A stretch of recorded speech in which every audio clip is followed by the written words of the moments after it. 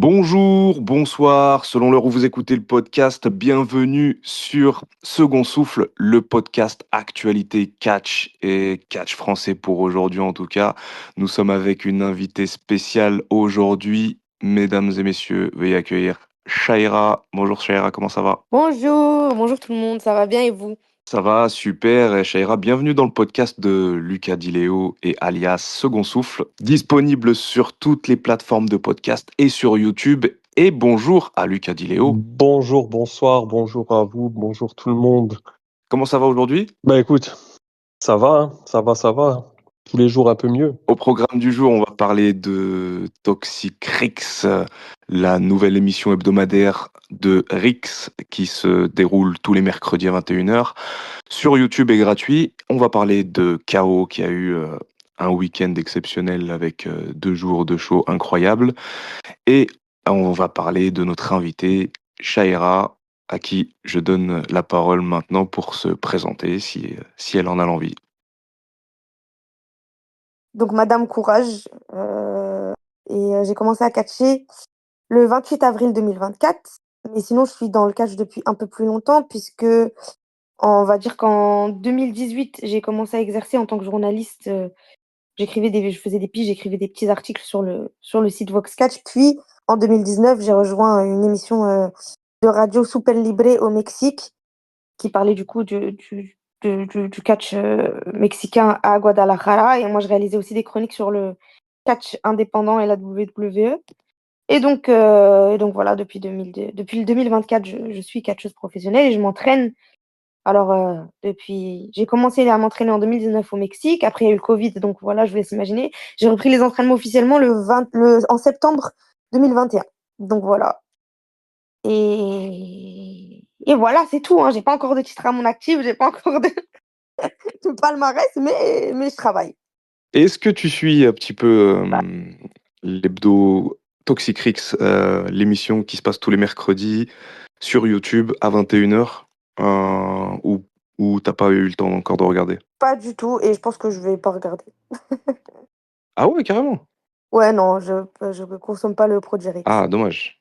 Dommage, tu loupes quelque chose de divertissant.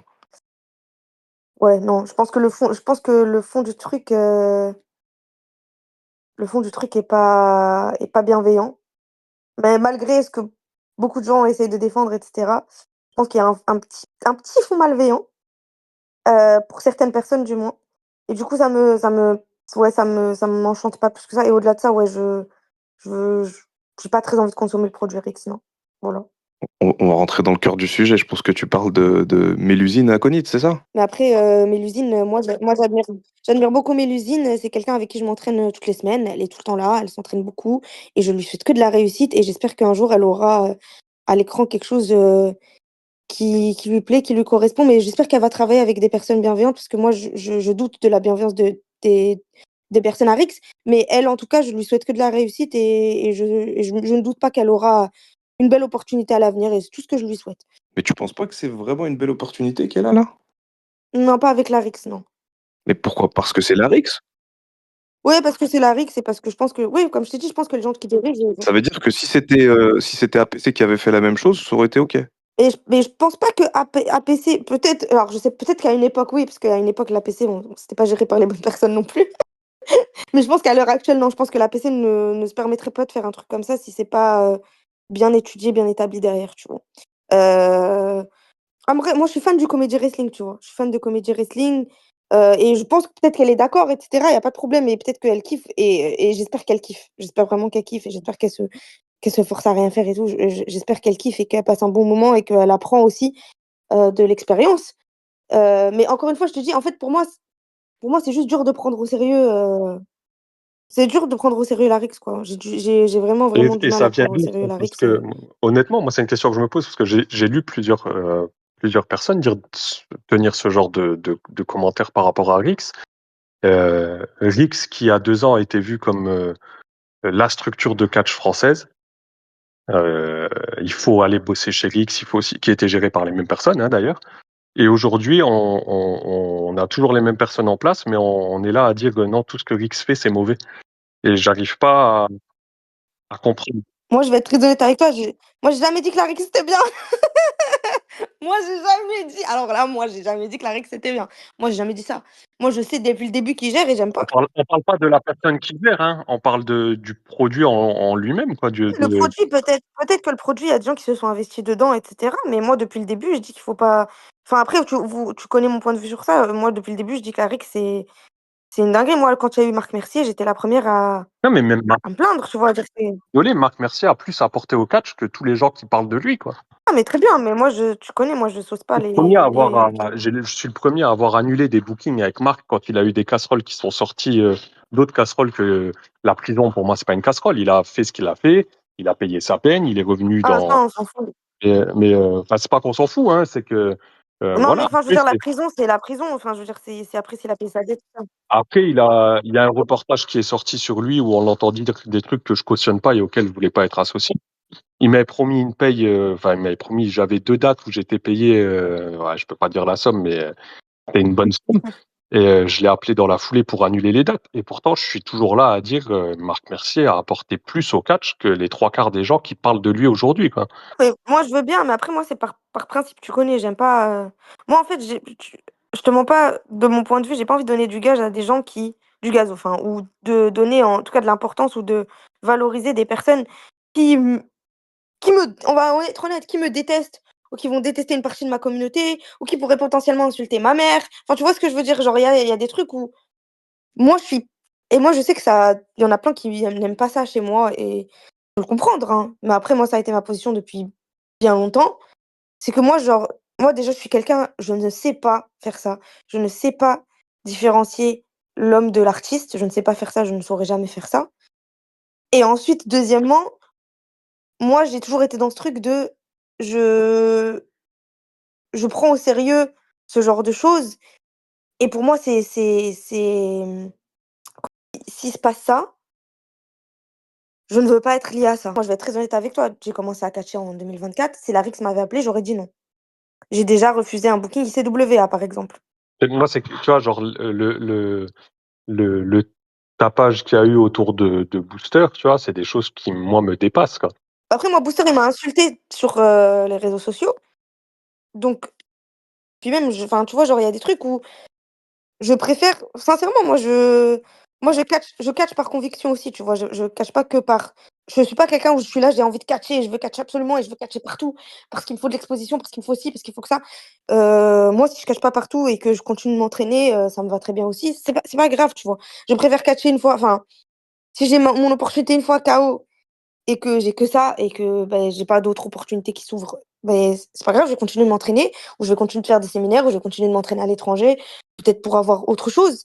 Et dans tous les cas, je préfère ça que de me dire: «Non, mais là, il y a la Rix qui me propose un truc et pourquoi pas dire oui, quoi», tu vois? Tu as dit un truc qui était important, c'est que tu catches par conviction. Ouais. Tu peux développer? Ouais, parce que moi, en fait, pour moi, le catch, c'est, au-delà d'être une discipline sportive et cetera, c'est de l'art. C'est de l'art et en fait, quand tu fais du catch, tu racontes quelque chose, tu transmets un message à un public. Et moi, quand je catch, j'ai envie de transmettre un message à un public, même si c'est pas un truc hyper politisé ou quoi, je te ne parle pas sans aller très, très, très loin, tu vois, dans le délire, mais moi, j'ai envie de transmettre quelque chose à un public et si je le transmets à travers une mauvaise plateforme, ça me correspond pas, tu vois? C'est pas pour ça que je fais du catch, tu vois? Et Et c'est dis-moi? super important ce que tu dis parce que je l'ai remarqué aussi avec d'autres personnes qui ont les mêmes idées que toi.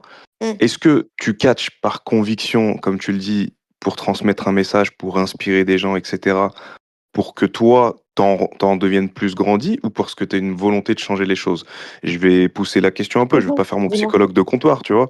Mais est-ce que vraiment ça c'est pour t'apporter à toi, pour qu'on dise: «Eh ben, Shaira, elle a fait quelque chose de grand dans le catch» ou est-ce que, c'est pour que tu y ait une action concrète qui serve au catch?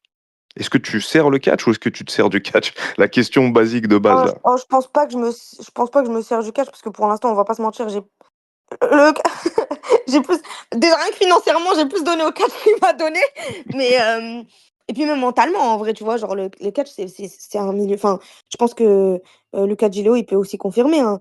C'est un milieu qui est très, très, très dur mentalement. C'est un milieu, concurrentiel, c'est un milieu de jugement, on va pas se mentir. C'est un milieu tu en réalité, tu subis plein de choses dans le catch. C'est pas une partie de plaisir tout le temps. Ah, et surtout, encore plus à partir du moment où tu sors de la case entraînement et que tu peux avoir des opportunités, bien qu'elles soient très petites, hein. Donc me dire je me sers du catch pour moi, heu, bah, très honnêtement, le catch, ça m'a pas, heu, ça m'a pas donné énorme, enfin, dans le sens, si, par exemple, KO, ça m'a donné énormément. Alors là, sur le truc, je peux te dire, s'il y a quelqu'un qui m'a donné dans le catch, c'est KO, tu vois? Ça, jamais de la vie, je vais retirer le truc, mais non, je pense que c'est après, je vais pas avoir la prétention de te dire, moi, de mon point de vue, c'est par altruisme. Je suis altruiste et je veux changer les choses.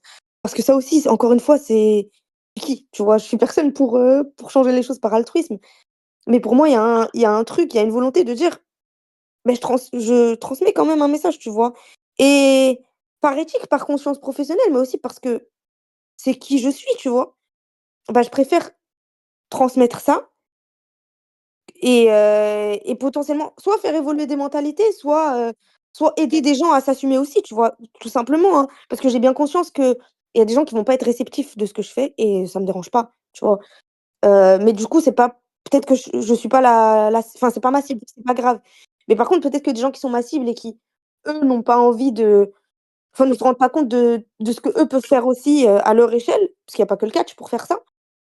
Bah, si je peux aussi donner de la force ou tu vois? Créer un truc, une communion, quelque chose de fort, bah, c'est cool, tu vois? Et moi, quand je te dis je catch par conviction, j'en suis certaine, je catch vraiment par conviction. J'ai pas envie de de catcher pour catcher ou pour me faire kiffer et en plus, je vais développer plus loin, je pense l'analyse. Moi, je catch depuis 2024, je m'entraîne depuis 2021 et moi, je suis pas faite pour ça. C'est-à-dire qu'à la base, je suis pas une athlète. Pour moi, c'était une galère d'apprendre à faire des roulades, c'était une galère d'apprendre à faire des chutes. J'ai galéré sur tout et je galère encore aujourd'hui à énormément de trucs. Et donc pour moi, parfois, le catch, c'est même pas une partie de plaisir. Pour moi, monter sur un ring, parfois, c'est une source de stress immense. Je me mets énormément la pression, j'ai peur, j'ai des trucs. Donc même ça, même monter sur un ring, si tu veux, c'est pas c'est pas le truc que je préfère, enfin, c'est pas une partie de plaisir tout le temps, tu vois? Des fois, si je prends, je kiffe à faire un match et des fois, je vais être en mode: «Ouais, j'ai peur et tout» et en même temps, je le fais parce que, beh, c'est l'amour de la discipline, c'est l'amour de ce que je fais, c'est l'amour de raconter des histoires, c'est l'amour de transmettre des émotions aux gens, c'est l'amour du catch aussi parce que moi, je suis fan de catch, hein, je vais pas te mentir, j'aime le catch, du plus profond de mon âme et heu et voilà, peut-être je me suis perdue dans tout ce que je dis, désolée, mais en gros, c'est ça, c'est pour te dire que je sais pas si ça me sert à moi et je sais pas non plus si j'ai la prétention de dire que je sers à quelque chose, mais au moins j'essaye, en gros, pour te la faire courte. Ouais, ouais, ouais, non, mais c'est super. Franchement, si je te pose la question, c'est que c'est super intéressant parce que c'est un aspect que je découvre et que j'avais même jamais pensé. C'est-à-dire que moi, pour ma part, par exemple, moi, je te donne ma vision du truc et après, comme ça, tu peux comparer. Moi, par exemple, je vais dans une structure comme quand je vais chez quelqu'un, tu vois.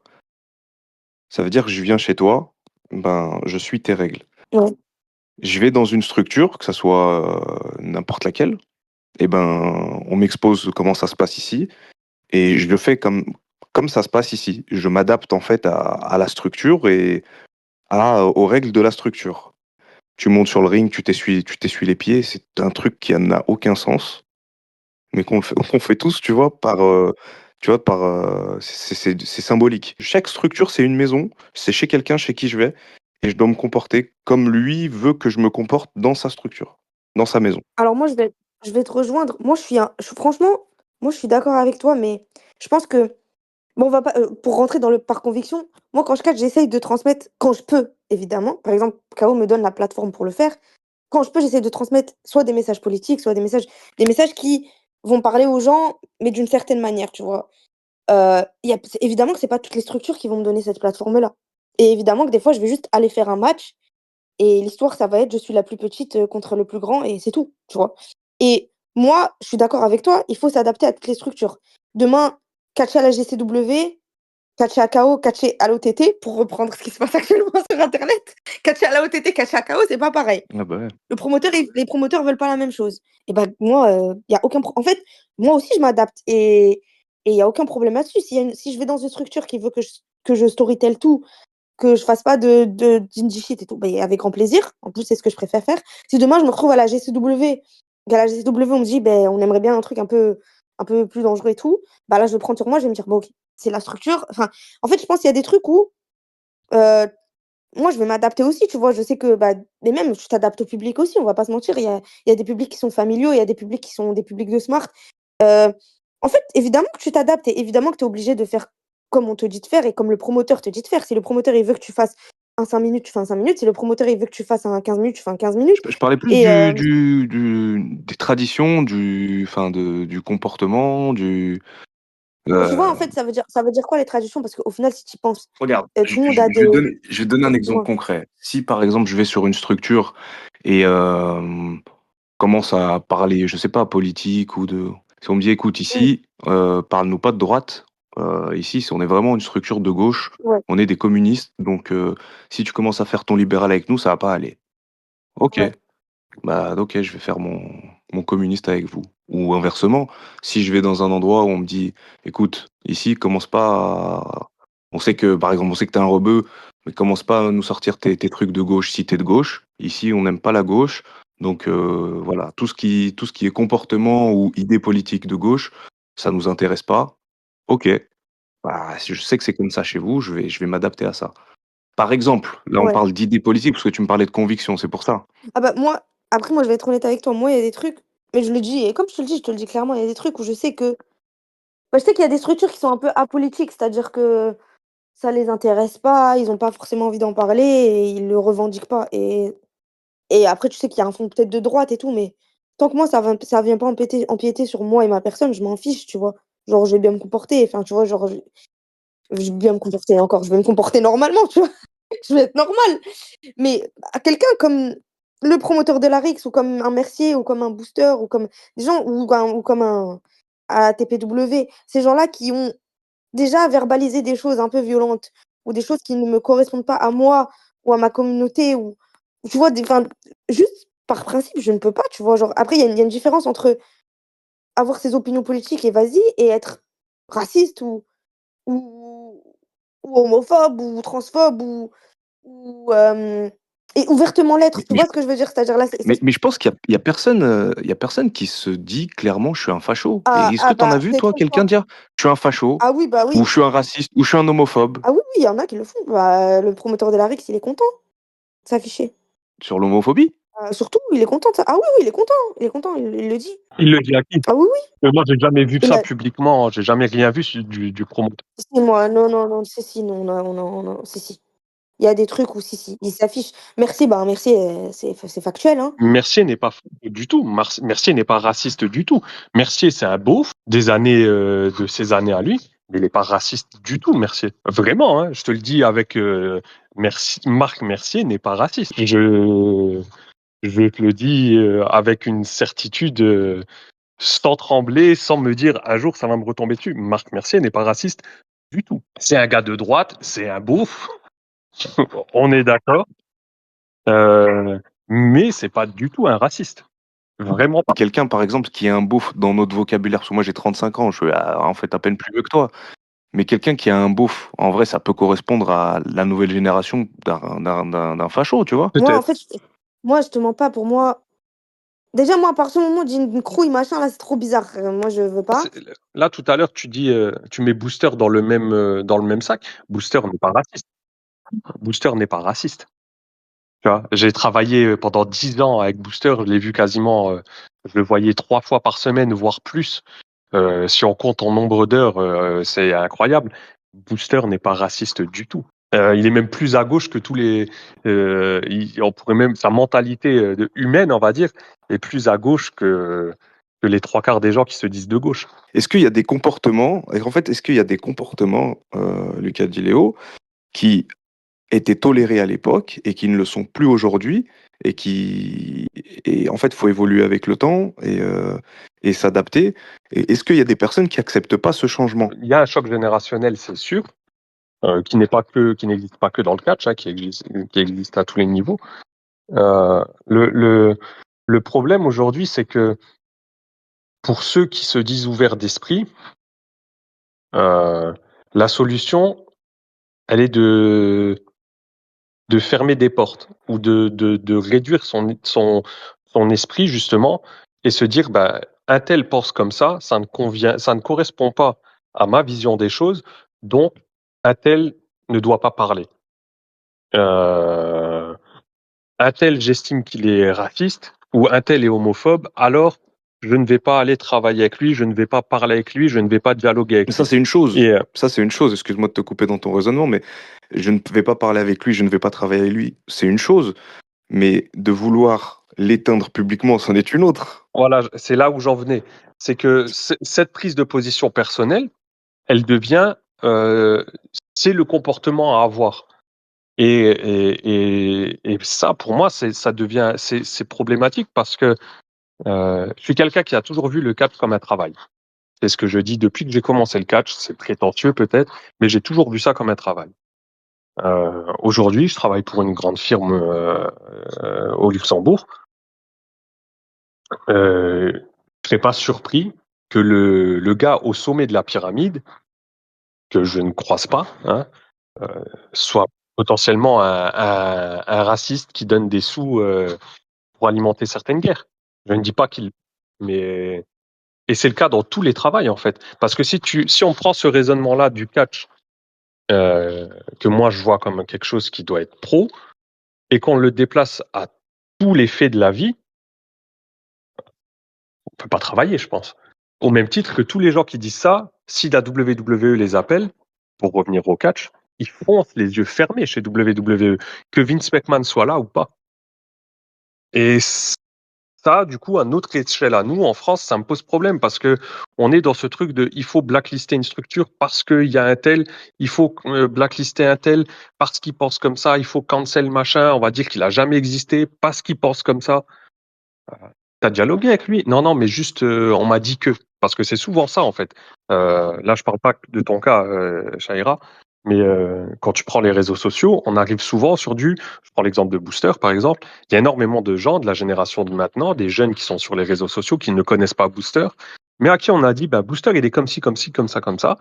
Et ils se disent, OK, bah alors Booster, c'est un connard parce qu'on me l'a dit.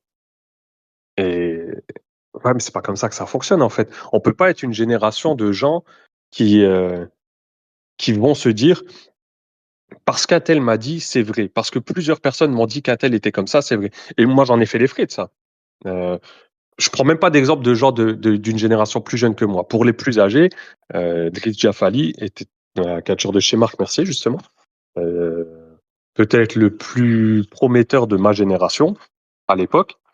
Et on s'était jamais croisés. Enfin, on s'était croisés au tout début quand j'ai commencé. Après, il a arrêté parce qu'il s'est blessé. Moi, je suis parti, je suis revenu et on a fini par se croiser, à passer une soirée ensemble. Il vient me voir et il me dit putain, en fait, t'es cool comme gars. Je dis bah, pourquoi tu me dis ça? Il me dit bah, parce que partout où j'allais, on me disait que t'étais un connard, quoi. Et du coup, bah, dans son esprit, il appréhendait notre première rencontre parce que j'étais un connard. Et au final, on a passé une bonne soirée. Et je trouve que c'est ça qui bloque. Je pense qu'il y a des personnes qui me voient peut-être, ou qui m'ont vu peut-être pendant une certaine période par affiliation avec la ICWA ou je ne sais quoi, comme un connard. Peut-être il y en a qui m'ont vu comme un raciste ou un homophobe, des gens qui ne connaissent rien de ma vie, hein, de ma vie personnelle, et qui quand ils me croisent, déjà ils appréhendent, et après quand ils repartent, ils se disent bah putain, en fait le gars, bah, il m'a pas maltraité, il m'a conseillé, il a regardé mon match, on a discuté, on a plaisanté. Ouais, c'est bizarre, quoi. Et là, ça fait 2 ans à peu près que je refais des shows tous les 6 mois pour le fun. Euh, et qu'il y a régulièrement des gens qui viennent me voir et qui me disent ouais, je tiendrais à m'excuser parce que à l'époque j'avais dit ça sur toi et je me rends compte que c'est faux, quoi. Et je me dis bah ouais, en fait c'est bien, sauf que pendant des années vous vous en donniez à cœur joie. Et je trouve que ce discours-là, il est devenu trop facile sur la génération actuelle et ça ferme des portes, ça ferme le dialogue et ça, pour moi, c'est pas une bonne dynamique. Faut qu'on réponde à tout ça. Non, mais attends, parce que moi, en fait, je pense que j'ai beaucoup de choses à répondre, mais j'essaie de réfléchir dans l'ordre. Déjà, alors, du coup, je trouve que tu as entièrement raison sur le fait que ce qui se passe dans le catch, ça se passe aussi dans la société en général. C'est-à-dire qu'il y a beaucoup de gens qui vont. Moi, déjà, les discours de oh mon Dieu, mais le catch français, il est pourri jusqu'à la moelle parce que regardez tous les mecs problématiques. Non. Non, parce que en fait, c'est le cas partout. Hein, c'est juste que bah, là, il y a des gens qui peut-être prennent des décisions, peut-être qui parlent, alors que dans d'autres sphères, bah, il y a des gens qui parlent pas, qui prennent pas de décision et cetera. Dans tous les cas, c'est systémique si tu veux. C'est que, bah, des hommes qui sont, pas respectueux envers les femmes, il y en a plein, des homophobes, il y en a plein, des racistes, il y en a plein. Enfin, je veux dire, c'est un fait.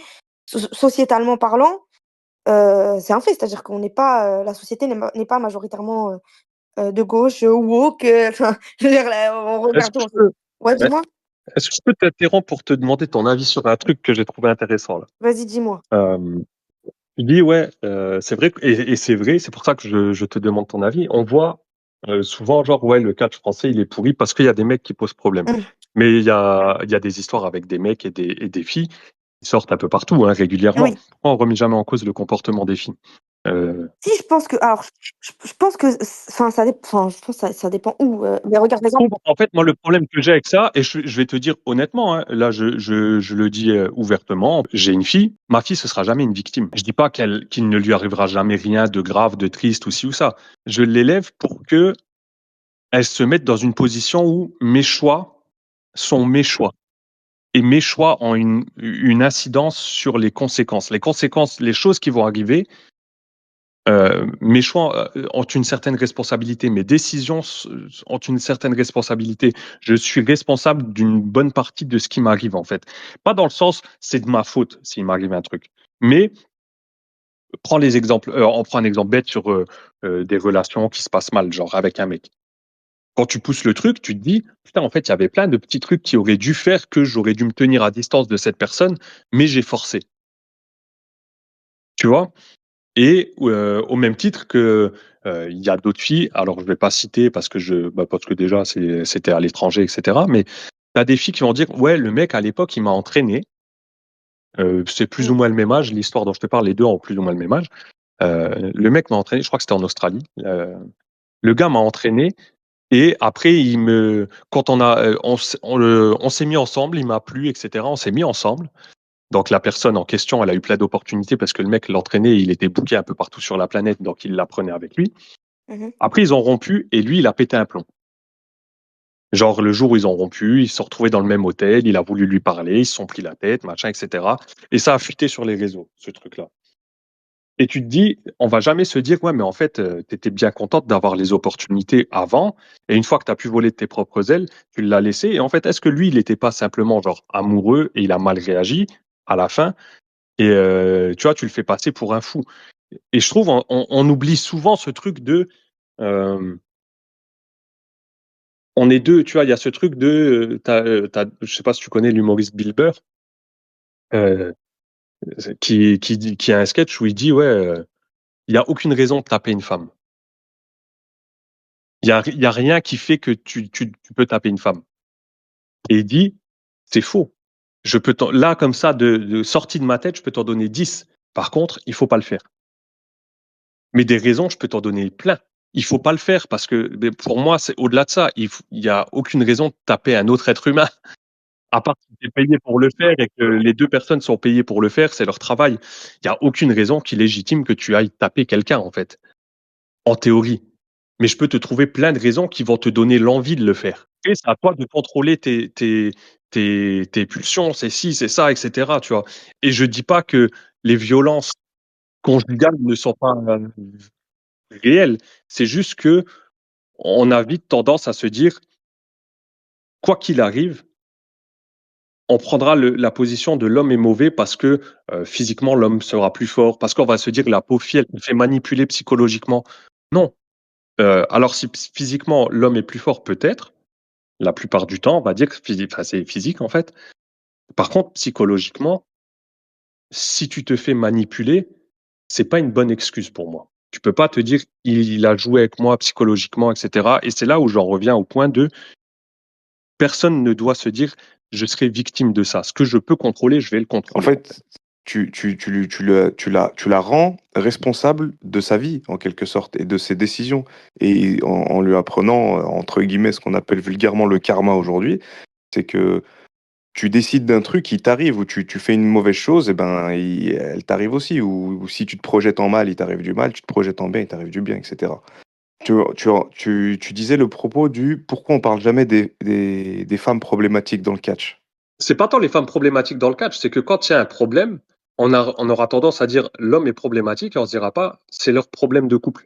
Après, je dis pas si on parle d'un mec qui chaque show il a une nouvelle meuf et il fait la même dinguerie et il force avec des meufs, ou même il a même pas de meuf mais il force avec toutes les meufs. Ok, on est sur autre chose, on est sur un gros relou quoi.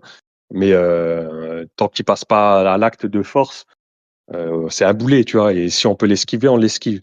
Mais quand c'est des histoires de couples qui tournent mal, etc., malheureusement, on n'est pas malheureusement, c'est des choses qui arrivent, oui.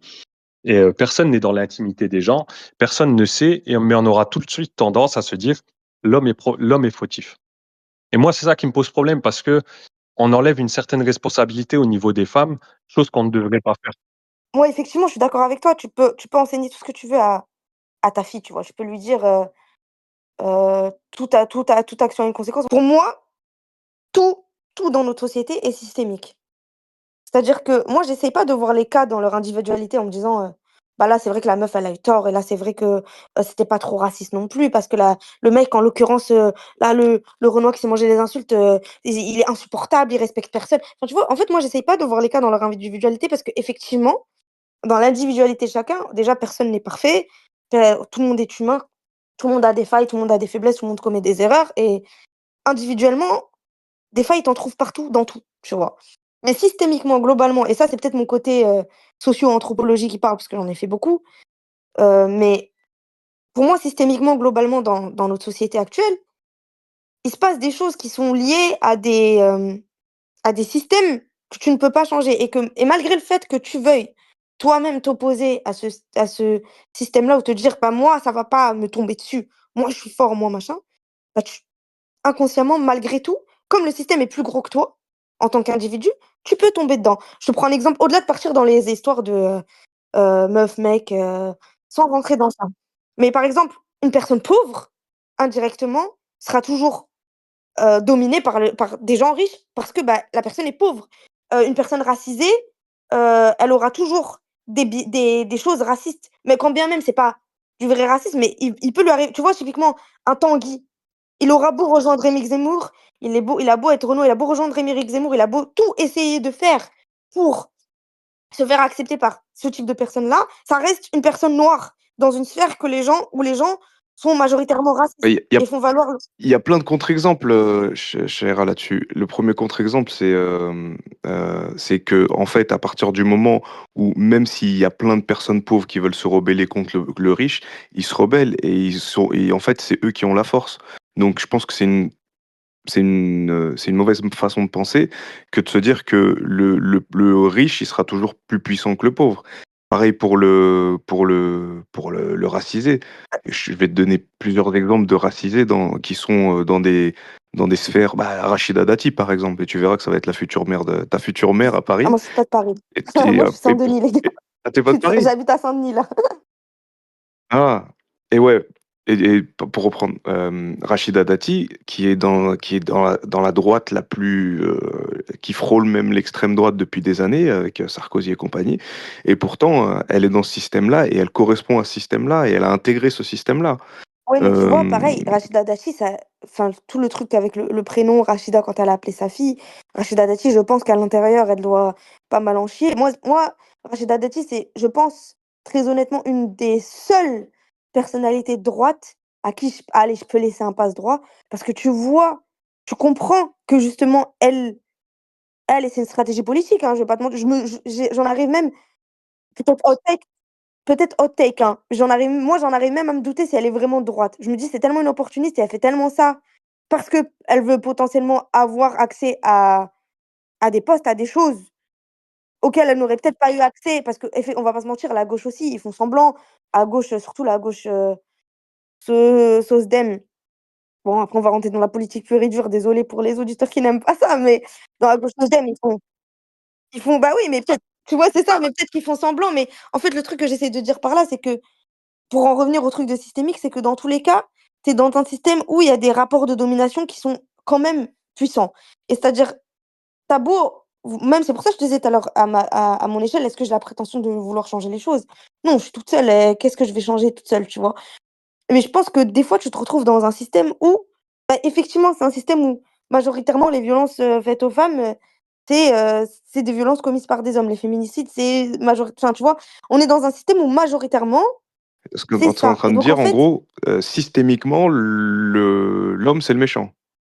L'homme, c'est le heel et la femme, c'est la face. bah, systémiquement, on est dans un patriarcat. Alors c'est plus subtil que ça, mais systémiquement, tu es dans un truc où, globalement, même mondialement, hein, je te parle pas que du cas de la France, parce qu'effectivement, dans le cas de la France, on est plutôt bien lotis par rapport à ailleurs ou et cetera, tu vois? Mais systémiquement parlant, même en termes de loi, même en termes de plein de choses, systémiquement parlant, il y a une force masculine. En France, systémiquement parlant, dans les banques actuellement, à même niveau de poste, les femmes, elles touchent encore moins que les hommes et encore ça, c'est un truc un peu bullshité. C'est l'argument, tu sais, c'est l'argument sorti en premier par les féministes, c'est pas le plus et si je commence à parler du fond, on est long, tu vois? Mais ce que j'essaie de dire par là, c'est qu'en fait, pour moi, tu es quand même dans un système où il y a des rapports de domination, que ce soit mec-meuf, que ça soit racisé, personne, blanche ou personne, majoritairement, d'une catégorie, ethnique précise. Heu, on est dans des rapports, comme je t'ai dit, riches-pauvres. On est dans des rapports où, bah, majoritairement, la société, elle est hétérosexuelle et donc quand tu es une personne, LGBT, tu vas subir on est dans des rapports de domination, en fait et je trouve que pour moi, c'est compliqué d'individualiser tout ça en disant: «Beh, mmh, tu peux contrôler tout» parce qu'il y a des choses que à ton échelle, tu auras beau vouloir contrôler, tu peux pas contrôler. Il y a des choses à ton échelle, tu peux pas contrôler. Moi, je vais te citer mon exemple. À mon échelle, j'ai beau y faire toutes les études du monde, j'ai beau faire tous les stages du monde, j'ai beau y travailler d'arrache-pied, à mon échelle, à la fin, je me suis retrouvée, je suis en au chômage pendant X temps parce que, beh, je trouve pas du taf, potentiellement parce que j'ai un blaze, voilà, ou potentiellement alors que à même niveau, des camarades de promo, par exemple, je leur mettais une vitesse, tu vois? Et je te dis ça, c'est pas Ouais, mais est-ce que c'est pas c'est moi, tu vu, tu as compris tout à l'heure ce que je oui, disais par rapport à la projection et tout. oui, C'est vraiment mon mode de vie et ma manière de penser et je suis un rebeu comme toi ouais, mais j'ai jamais eu de problème. Après, on est peut-être pas dans la même sphère d'études, tu vois? ouais. Mais j'ai jamais eu de problème et là, je suis dans la région, à mon avis, la plus raciste de France Ah oui, c'est clair. et franchement, ça va. Vraiment, parce que mon paradigme, il est pas conçu comme ça. Parce que mes yeux, je les ai pas formés à voir ça. Mon cœur, je l'ai pas entraîné à se défendre contre ça. Et du coup, je te promets que j'ai aucun problème vis-à-vis de tout ça. Mais je pense qu'il y a aussi des bon, il y a plein de paramètres. Moi, tu vois, est-ce que j'ai déjà subi du racisme ouais, en vrai, j'ai déjà subi des petits trucs. Après, moi, j'ai plus des cas de micro-agressions et oui, tranquille, tu vois? Enfin, genre, ça arrive. Mais après, je pense qu'il y a plein de paramètres qui rentrent en cause. Moi, tu vois, je pense que j'ai plus subi des trucs en tant que femme que des trucs en tant que et puis en tant que femme racisée aussi, parce qu'il y a un truc en tant que femme racisée où on va toujours te ramener à ta condition de femme dans ton pays ou dans tes origines et on va pas comprendre pourquoi enfin, moi, typiquement, tu vois, je te prends mon exemple, mais j'avais posté ma première entrée à KO sur TikTok avec le drapeau algérien. Bah, tu vois, là où n'importe quelle catcheuse aurait jamais des commentaires comme j'ai parce que tu peux te manger de la haine quand tu es une catcheuse, évidemment, tu vas soit te manger de l'hypersexualisation, enfin voilà, tu es une personnalité publique, dans tous les cas, tu manges. Mais moi, j'ai eu des trucs, c'était un mélange de racisme, de misogynie, et d'islamophobie et j'ai eu des islamistes dans mes commentaires, tu vois? J'ai eu Les islamistes? ouais, des qu'Allah l'extermine, Bah, des ça, je voulais te poser la question oui, d'ailleurs. dis-moi? Par rapport à ce sujet-là, est-ce que, parce que justement, en fait, j'ai l'impression que tu rassembles plein d'éléments qui peuvent jouer contre toi d'un coup. Je m'explique. Bah, déjà, tu es une maghrébine, dans le catch. Donc le catch qui est un milieu, on va dire plutôt blanc, plutôt, entre guillemets, «raciste» ou ça Ouais. l'était en tout cas. Argument contre toi. Le deuxième. Tu brandis le drapeau, de l'Algérie. Ouais, Donc tu te mets déjà les racistes ou tu peux te mettre aussi les patriotes algériens qui se disent: «Qu'est-ce que cette femme, en collant, elle fout dans le catch?» ouais, Ensuite, tu te revendiques, musulmane et donc là, tu peux te manger les mecs qui se disent: «Ouais, mais ouais, c'est ça, qu'est-ce que tu fous là à c'est ça. t'afficher et cetera, normalement, c'est pas les valeurs de l'islam». Oui, Ensuite, tu défends les valeurs de LGBT, tu t'affiches avec des personnes drag. Là, vraiment, Ouais, tu fais un combo. Boum, boum, boum, boum, boum. Donc tous les mecs que je viens de citer peuvent te reprocher un ouais. truc. Comment t'arrives en réalité à mélanger tout ça et à te dire que tu vas réussir à rassembler et à être justement quelqu'un d'inspirante avec toutes ces convictions-là rassemblées, tu vas réussir à sortir quelque chose de positif. Bah, parce que en réalité, je sors déjà quelque chose de positif, tu vois? Genre, typiquement, bah, je vais pas te mentir, j'ai des DM d'Algériens, qui sont trop contents que je fasse ça et qui me demandent: «Est-ce qu'un jour il y aura une école de catch en Algérie? Est-ce que machin?» J'en ai plein. Des, des meufs qui viennent me voir à des shows et là encore à Bodizoy, là j'ai catché à Bodizoy, il y a une fille qui est venue me voir qui m'a dit: «Tu peux pas savoir comment ça me fait plaisir que tu existes». Tu vois? C'est des trucs, j'ai pas prétention à le faire, mais elle me dit, «Moi j'ai envie de faire du catch», c'était une Turque la fille, tu vois? Elle me dit: «Moi j'ai envie de faire du catch et tout maintenant et tout», mais il y a un truc où en fait déjà moi et je pense que Lucas Djellouli peut en témoigner, j'ai jamais fait semblant. J'ai toujours été comme ça, j'ai toujours eu cette personnalité-là et je pense que ma force, c'est que justement, je suis un livre ouvert, en fait. Je vais pas, commencer à faire des tminiques parce que, oh là, faut être, là, faut que j'évite de dire ça, faut je vais le dire. Après, si tu pas content, tant pis, tu vois? Et je suis pas en plus, je suis pas quelqu'un d'irrespectueux. Je pense que je suis quelqu'un de déjà de gentil et je pense que la gentillesse, c'est vrai que dans ce milieu, des fois, ça se perd un petit peu, mais je suis quelqu'un de gentil, je suis quelqu'un de bienveillant et je suis quelqu'un qui aime vraiment les gens dans leur globalité, c'est-à-dire pas juste, pour faire semblant ou quoi que ce soit, tu vois? Et je pense qu'il y a des gens qui le ressentent et c'est-à-dire que moi, tu vois, en tant que femme, racisée, bah, quel est mon intérêt à haïr des personnes LGBT sachant que, ben, ils peuvent se retrouver dans des combats que je mène et enfin et tu vois, genre et dans tous les cas, genre, c'est moi et Dieu et c'est eux et Dieu et enfin, tu vois ce que je veux dire? Et genre et qui je suis moi dans mon individualité humaine, dans mon entité humaine pour dire aux gens: «Faites ci, faites ça» et même si tu crois pas en Dieu, qui je suis qui en général, tu vois? Et je pense qu'il y a le fait que je sois comme ça, bah, ça inspire des gens parce que les gens, en fait, ils se disent: «Bah, moi aussi je peux être qui je veux, comme je veux et je peux le revendiquer» et je pense que c'est ça le truc, c'est que c'est pas tant: «Soyez comme moi» que je dis. Parce que moi, en réalité, j'ai pas envie que les gens ils soient comme moi, ce serait trop bizarre, tu vois? Mais c'est ce que je dis aux gens, c'est: «Soyez fiers de ce que vous êtes». C'est pas soyez comme vous êtes en mode McDonald's, c'est soyez fiers de ce que vous êtes, soyez fiers de revendications, soyez fiers d'être assumez vous tel que vous êtes et soyez fiers de porter des convictions, tu vois? Genre allez pas vous écraser parce que X ou Y raison, tu vois? Et tout à l'heure, Lucas Djello, il parlait de travailler pour une grande firme, tu vois? Et d'accepter de travailler pour une grande firme, pourquoi on fait pas ça pour le catch? Moi, dans mon cas personnel et après je sais que c'est pas tout le monde qui peut le faire et je vais jamais juger quelqu'un qui, parce que, par nécessité doit travailler à McDonald's parce que Zama, il faut boycotter McDonald's, je suis pas folle, tu vois? Je suis pas débile, je suis pas stupide. Mais à mon échelle, moi, personnelle, bah, j'ai par exemple et c'est une des raisons pour lesquelles pendant très longtemps j'ai pas trouvé de travail en journalisme, bah, je me suis fermé des portes en me disant: «Bah, moi, par conviction personnelle, je ne veux pas travailler là. Moi, par conviction personnelle, je ne veux pas travailler là» et c'est dur! C'est dur et au final, bah, voilà, alhamdoulilah, j'ai trouvé un travail qui me correspond. Mais tu vois, je me dis, quand bien même je rejoins plein de choses qui sont contradictoires les unes avec les autres ou qui peuvent en froisser certains, en blesser certains, bah, déjà, je m'en fiche et ensuite, j'assume qui je suis pleinement et je le revendique et bah, inconsciemment, ça rassemble et inconsciemment, il y a des gens qui se disent: «OK».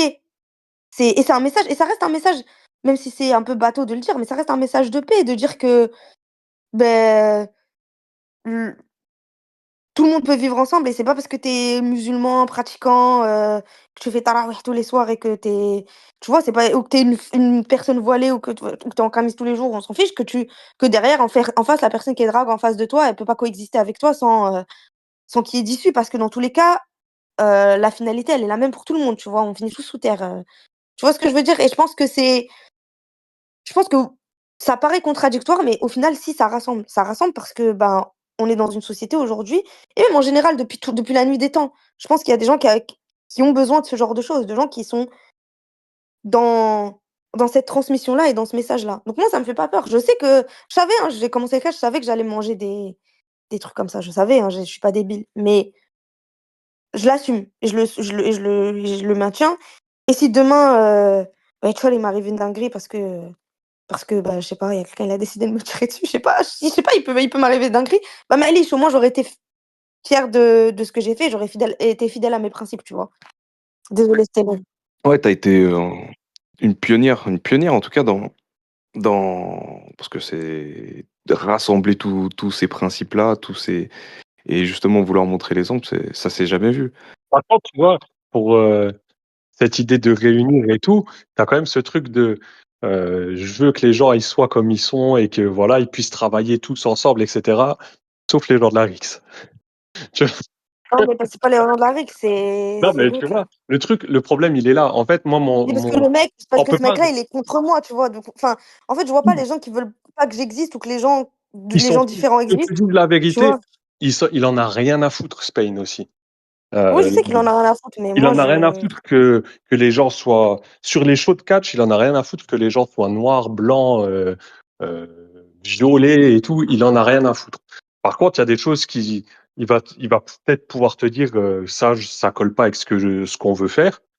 Euh, mais il va jamais bouquer par idéaux politiques, tu vois. ouais, mais bon, enfin, tu vois, genre, entre ce qu'il a dit à Brahms, ce qu'il a dit à Gad. Et son produit n'est pas du tout axé. Tu vois, au contraire, je trouve que les seuls franco-français, genre la France aux Français qui étaient dans son truc, c'était les francs-tireurs et ils étaient îles, tu vois. Ouais, mais pareil, tu vois, les francs-tireurs, ça a mal fini. Ouais, mais parce que les gars, ils l'ont pris personnellement et je trouve ça débile. Parce que du coup, pareil, les gens, ils vont te dire la Roufa, il est raciste. Mais la Roufa, il est raciste de rien du tout. Il n'est pas raciste du tout, tu vois. Il joue de ce côté fier d'être français et il a le droit d'être fier d'être français, tu vois. Je pense que c'est ce que tu disais tout à l'heure. En fait, je pense qu'on est dans une génération où il y a des trucs qu'on tolère plus. Il y a des trucs qui nous offensent et ça nous saoule et on le dit, tu vois. Ouais, mais tu vois, c'est ça qui est un peu triste, c'est que tu peux dire ça, en fait, moi, la position que j'ai là-dessus, c'est que parce que certaines personnes ne vont pas être en accord avec certaines choses, elles vont décider que tout ce qui se passe autour de cette... Tu vois, genre, je trouve ça scandaleux que la carrière de Tom LaRoufa ne soit pas respectée en France. Parce qu'ils ont décidé qu'il était raciste. Moi, Non, j'ai mais jamais, pas moi, forcément de mon toi, mais côté, tu j'ai vois un peu jamais. les réactions. La Roufa, je sais, moi, personnellement, Sabrine, j'ai pas très envie, j'irai pas à un de ses stages, par exemple. Ouais, sauf que tu vois, LaRoufa, il serait anglais, les gens, ils diraient que c'est le meilleur catcheur européen. Pas forcément, parce que moi, les Anglais, je suis pas une vendeuse d'étrangers, je m'en fous un peu, je te mens pas, Ouais, mais mais tu vois les réseaux euh, sociaux. Je parle des réseaux en oui, non, mais général. je vois ce que tu veux dire. Je vois ce que tu veux Laroupa, dire, mais il en serait fait, pas français. Ce serait et j'ai eu ce même discours pour Vadok. Je le redis à qui veut l'entendre. Vadok, il serait étranger. Ce serait une méga star en France.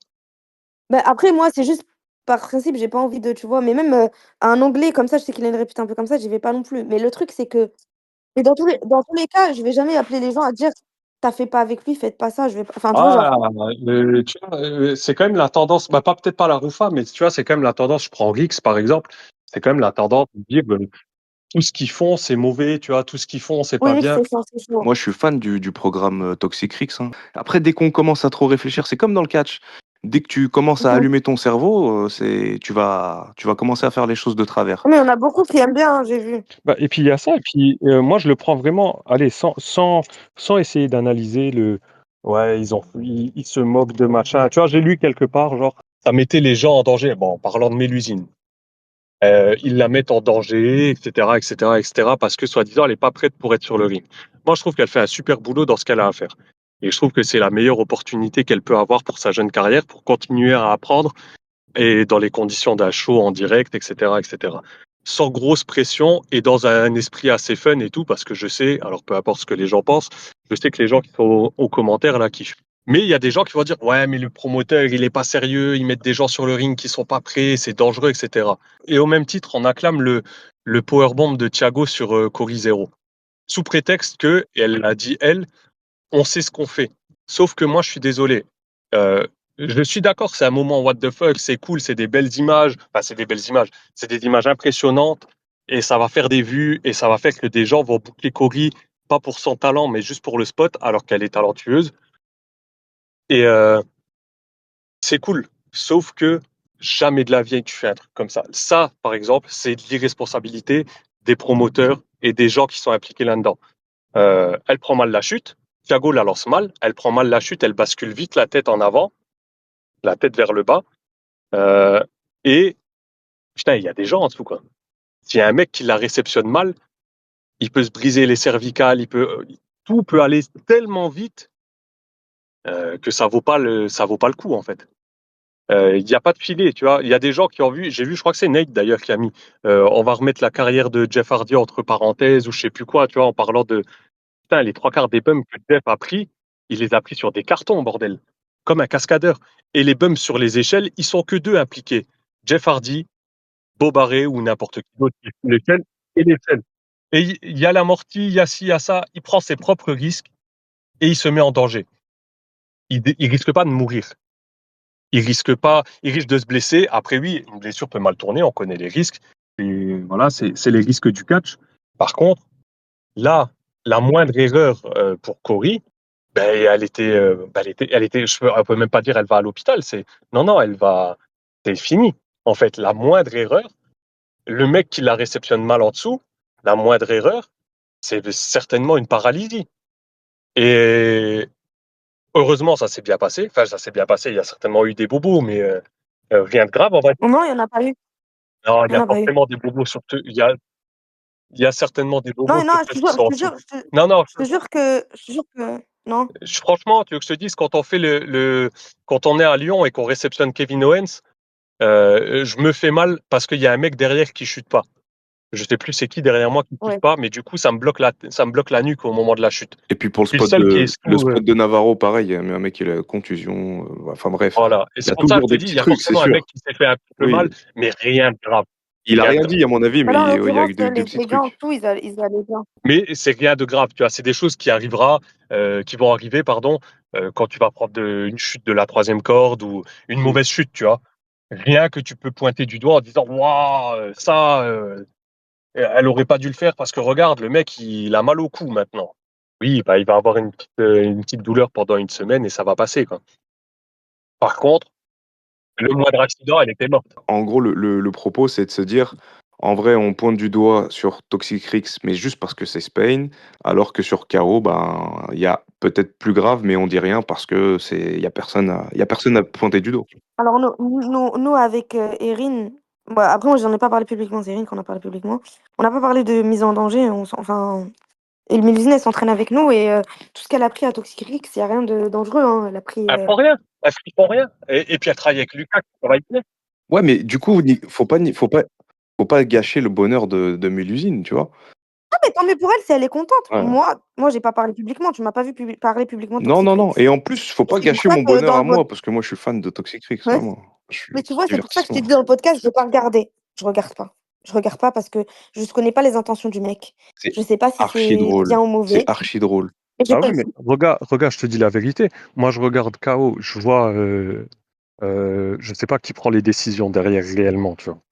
Je Mm. sais pas si Alex prend les décisions ou pas, je sais pas s'ils sont plusieurs à y réfléchir, mais la personne qui a autorisé le powerbomb sur Cory, tu vois, ou Mm. qui a même donné l'idée, je sais pas si c'était leur idée, mais en tout cas, si c'était pas leur idée, qu'il y a quelqu'un qui leur a soumis cette idée, bah, moi aussi, je peux douter de leurs intentions. Est-ce que son intention, c'est pas juste de faire du buzz, peu importe ce qui arrive? La position de on connaît pas les intentions, elle est réelle, tu vois, mais elle est valable pour C'est tout. un peu la DA de KO de buzzer sur les réseaux sociaux. Donc, ils ont pas triché depuis le début avec ça. C'est vrai. C'est une promotion qui est tournée vers TikTok, vers les vidéos courtes. Ça fonctionne. Ça fonctionne. Et Cory Zero, elle a accepté de faire spot, personne l'a forcé. Maintenant, chacun interprète. Ceux qui connaissent pas trop le catch, peut-être ils vont se dire non, c'est des professionnels, tout est géré. Ceux qui connaissent ne serait-ce que réceptionner un dive deuxième corde, ils savent que qu'ils ont fait, c'est inconscient. C'est inconscient. Ils ont été à la roulette, ils ont mis rouge ou noir et c'est passé. J'ai conscience en fait du plus loin, tu vois. Comme il dit, il y a un accident qui se passe. Il y avait des enfants dans la salle. On est d'accord. Oui. Il y a un accident. C'est-à-dire que là, potentiellement, pour faire du buzz, parce qu'il n'y a même pas d'argent en jeu, ça rapporte même pas d'argent, hein, il y a quelqu'un qui s'est dit, on va jouer avec la vie de quelqu'un. Mais plus que ce qu'on fait déjà d'habitude, tu vois, parce qu'on se met déjà en danger. Est-ce que je peux te dire un truc? Vas-y. Je comprends que je comprends qu'il y a des gens et des workers qui et pas aimer le spot ou qui apprécient pas ça ou qu'il y ait des gens qui, je sais pas, peuvent te parler de surenchère et en fait, je comprends toutes les critiques. Tu vois? On va pas arriver et te dire, c'est un spot clivant, tu vois? C'est pas du catch, c'est pas c'est là, on parle d'un truc qui effectivement est clivant. C'est soit ça passe, soit ça casse, en termes de réaction, je parle, hein. Le promoteur de chaos, c'est quelqu'un, d'exceptionnel, qui fait attention à tout, qui réfléchit à tout, qui fait attention à notre sécurité, et je pense que si on a moi aussi, hein, et je te parle de moi. Moi, par exemple, j'ai fait un match hardcore, samedi. C'est la première fois que je faisais ça, je n'ai jamais fait ça de ma vie et d'ailleurs, c'est quelque chose que je ne voulais pas faire de base. Si je me suis sentie suffisamment en sécurité pour le faire, c'est parce que c'était là-bas. Heu, J'ai une question à ce je propos. Oui, dis-moi? Est-ce que, j'ai vu dernièrement que tu as repris beaucoup l'entraînement. Tu as dit que tu allais Oui, le diffuser sur bien TikTok, sûr, parce que tu te dis que tu as trop de retard à rattraper par rapport à la nouvelle c'est ça, génération qui est trop fort et cetera. Ma question est la c'est ça. suivante: est-ce que tu as été placé sur un match hardcore parce qu'ils ont peur de ton niveau in-ring pur, Mmh mh. comme font les copains ou ou pas? Non, je pense pas. Non, non, c'est pas ça. Alors, hem, le truc, c'est que ce qui est bien à KO et ce que j'aime beaucoup à KO, c'est qu'on réfléchit beaucoup en termes de storytelling et on essaye de construire, on va pas se mentir, vous allez voir la suite, avec Cory, mais c'est pas en fait, tout ce qui se fait n'est pas juste pour faire un match ou un beau match. On va ramener un guest, on va faire un Ouais, banger et non, non, c'est pas comme ça. storytelling à long terme. C'est storytelling à long terme et c'est très agréable de travailler dans ces Ah, conditions-là. c'est Moi, super. c'est ce que j'ai toujours rêvé de faire dans le catch, parce que non, moi, je vais pas te mentir, j'ai grandi, j'étais fan de la WWE. C'est mon référencement principal et c'est ce que KO m'apporte. Je suis très heureuse de travailler pour KO parce qu'il me donne l'opportunité de faire ça et de le faire bien en plus parce que tu as vu la production, toutes les conditions de travail sont réunies pour faire quelque chose de bien. Tu vois? Et pour le coup, c'est et même le ring, hein, je vais pas te dire, le ring de KO, c'est le meilleur ring sur lequel j'ai travaillé de ma vie, hein. Donc on est dans quelque chose où ça va, tout se passe bien et KO, en plus, ils m'ont fait confiance très vite, mais parce que aussi je pense que KO, à l'inverse d'autres structures, ils regardent pas que le in-ring, ils regardent aussi, bah, le storytelling, ce que tu apportes à la structure, ce petit truc en plus que la WWE aussi regarde parfois, tu vois? Mmh. Là où, par exemple, dans l'indie, ben, là, l'indie, effectivement, si tu regardes objectivement, je n'ai pas le niveau de cacher dans beaucoup de structures indie. OK, D'ailleurs, on t'a tu pas vois? souvent vu Heu, à la PC, ces derniers temps. non, non, non Tant qui est ta maison et mère. non, non, moi, j'ai pas de maison mère, moi. Moi, c'est Quand je chez dis moi, ta c'est maison KO. mère, c'est là où tu t'es entraîné, depuis le début. Oui, c'est là où je m'entraîne et je m'entraîne encore aujourd'hui, mais parce que tu vois, c'est la alors pour le coup, je vais te valider, la PC, c'est la meilleure école pour moi, hein. C'est la meilleure une des meilleures écoles que j'ai fait, même, moi, j'ai fait une éc inter parce que j'ai fait le Mexique aussi, mais Europe surtout. Je pense que c'est une des meilleures écoles que j'ai fait de loin. Et je te dis ça, parce qu'en fait, on m'a enseigné, on t'enseigne tellement de choses à la fois. C'est tellement complet comme enseignement. Tu en as beaucoup à la semaine. C'est une des meilleures écoles que j'ai fait, même à l'échelle, européenne. Bon après mondiale, j'en ai pas fait beaucoup à part le CMLL. C'est une des meilleures écoles que j'ai fait, hein. Donc alors là, pour moi, la meilleure formation qu'un catcheur peut avoir, il faut passer par l'APC, c'est excellent. C'est excellent et moi, j'apprends toujours constamment là-bas et c'est pas non plus un milieu malveillant. Enfin, je veux dire, c'est vraiment c'est bien, tu vois? Maintenant, j'ai une Le question. le Oui, dis-moi? Excuse-moi de te couper, hein. Si on Mmh. reprend ce que tu as dit sur tes stories, comme quoi que tu vas diffuser tes entraînements pour faire suivre un petit peu, parce que le niveau est un peu trop loin par rapport aux copains, de la nouvelle génération et qu'on te voit plus sur KO et pas sur APC, est-ce que dans l'inconscient du provincial comme je suis, ou du mec qui suit de loin le catch, parisien KO APC, on peut se dire que, l'APC a plus de niveau in-ring que KO? Non, parce que KO n'a pas d'école. Là, on a des promos, c'est comme Banger Zone. Banger Zone n'a pas d'école. Tu vois? Pourtant, les gens, ils te parlent de Banger Zone comme, en fait, c'est compliqué de comparer parce que, moi, effectivement, je travaille pas pour le produit APC, mais je suis dans l'école APC. Heu, c'est Pour moi, genre, c'est pas comparable, tu vois? Genre, j'ai pas de et puis même, encore une fois, tu vois, si je catch pas ailleurs, est-ce que c'est parce que j'ai pas le niveau? Est-ce que c'est parce que je corresponds pas au produit? Est-ce que il y a plein de facteurs et de paramètres différents, tu vois? C'est trop compliqué à évaluer. Par exemple, il y a une catcheuse qui en Europe qui buzz beaucoup, en Angleterre notamment, et qui n'est pas, on va dire, qui de base, c'est pas une catcheuse, technique pure et dure. Pourtant, elle a la personnalité, elle a tout et c'est ce qui fait qu'elle tourne beaucoup. C'est Amira Blair, tu vois? Amira Blair avec Michael Oku, enfin, tu vois, genre et Amira Blair, elle se démarque autrement et ça correspond très bien aux structures qui font de l'indie pur et dur, avec du in-ring, heu, comment décrire ça? Avec du in-ring indie shit, enfin, tu vois, genre, je pense qu'en fait, tout le monde trouve sa place et c'est aussi des questions d'opportunité, des questions d'opportunités saisies ou non. Il y a plein de choses, tu vois, qui rentrent en compte et effectivement, moi, après, c'est aussi parce que j'ai aussi cette volonté-là d'être très transparente, d'être un livre ouvert et d'être aussi, ben, humble, de reconnaître aussi que voilà, tu vois, il y a des moments où il faut travailler puisque, bah, il y a des moments où si ça marche pas, c'est parce qu'il faut travailler plus et c'est tout. C'est pas il y a des moments où c'est pas juste parce que, ah, j'ai tu vois, il y a des gens, ils aiment trop dire copinage, machin. Non, il y a pas de copinage, c'est que moi, factuellement, j'ai des lacunes, je le vois à l'entraînement. Je vois à l'entraînement que, bah, j'ai des lacunes, mais après c'est parce que aussi, comme je t'ai dit, je reviens de loin, donc bah, aussi c'est peut-être plus lent à l'apprentissage est plus lent et c'est OK, tu vois? C'est OK. Je sais que j'ai des lacunes et je le vois, objectivement, on le voit, donc il faut que je travaille, il faut que je travaille, c'est tout et à KO, Et ça empêche pas à raconter quand même de belles histoires à c'est KO, ça, comme tu c'est le fais avec exactement ça Agatha Reyes, et comme tu pour l'as fait avant avec avec Thiago et Thiago. pour te répondre, en gros, non, ça n'a jamais été cette question-là, c'est juste que comme la feud était hyper importante, je pense qu'ils voulaient faire quelque chose de différent parce qu'ils savent que déjà nous 2 on est ben, dans un truc un peu plus storytelling, on va pas se mentir, c'est ce qu'on préfère faire et je pense qu'en fait, ils se sont dit: ben on peut raconter quelque chose de différent». On a aussi été force de proposition et voilà, c'est OK. On a été force de proposition. Il y a un truc qui s'est fait et voilà et ça a donné ce match-là et c'est logique. Il y a aucune tu vois, il y a aucun moment où on se dit: «Ah vas-y, c'est un match hardcore pour que ça soit un match hardcore». Déjà, c'est pas un match hardcore, on l'a pas appelé comme ça parce que justement, on voulait pas être associé au catch hardcore pur et dur que les gens connaissent parce que, ben, on n'a pas la prétention d'eux et ensuite c'est un match qui voilà, il y a tellement de tension, on a tellement de haine qui s'est créée depuis le début.